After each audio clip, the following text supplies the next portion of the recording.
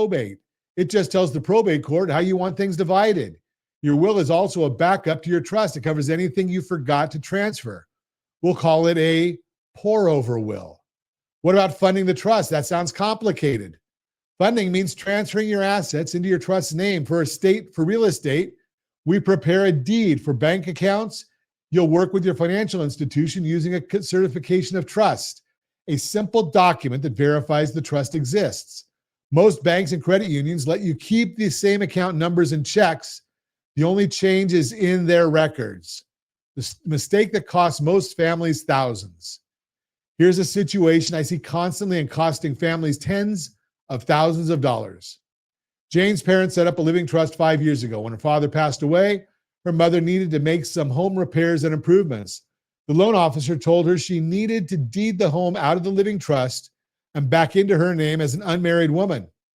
He said investors wouldn't want to review the trust, and once the loan was finalized, they'd draft a new deed putting the property back into the trust. Mom got her home equity loan. Weeks went by, no second deed transferring the home back.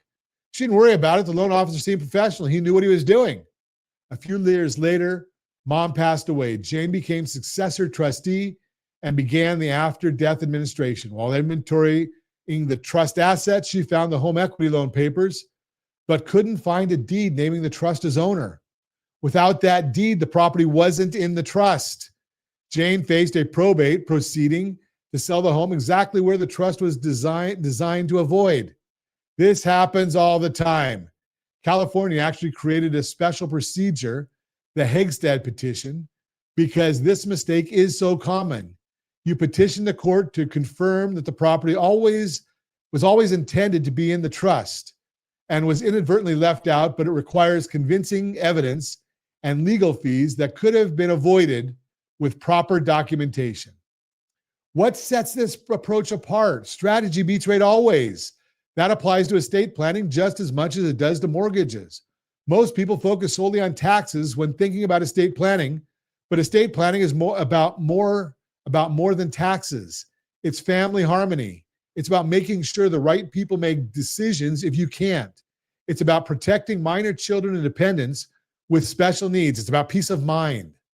A living trust addresses all these concerns in one document package that typically includes the living trust itself, certification of trust for financial institutions, a pour-over will as backup, a durable power of attorney for non-trust assets, an advanced healthcare directive, asset transfer instructions, real-life applications. Let me give you another example of how this works in practice.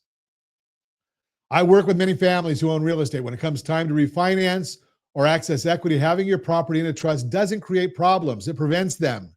You, as trustee of your own trust, have full authority to deal with the property just as you did before. What matters is having your estate planning documents in order so that when life throws you a curve, and it will, your family isn't left scrambling.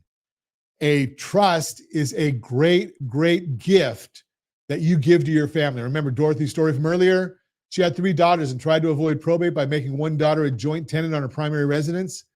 The daughter inherited everything, cut her sisters out completely, and there was nothing they could do about it. A living trust with clear distribution instructions would have prevented that family tragedy. Bottom line, here's what you need to understand. Failing to plan is planning to failure. A living trust isn't expensive to set up, especially compared to what probate costs your family later. Estate planning documents should be reviewed every 3 to 5 years or whenever you have major life changes, marriages, divorce, birth, death, significant changes in asset values or changes in the law. Most importantly, once you set up a trust, you need to fund it. That means actually transferring your assets into it. An empty trust is like an empty toolbox. It can't help you when you need it. I am not giving you any legal advice or tax advice here, but I can introduce you to people who can help you save and get the trust done the right way. All you have to do is call me at 800-306-1990.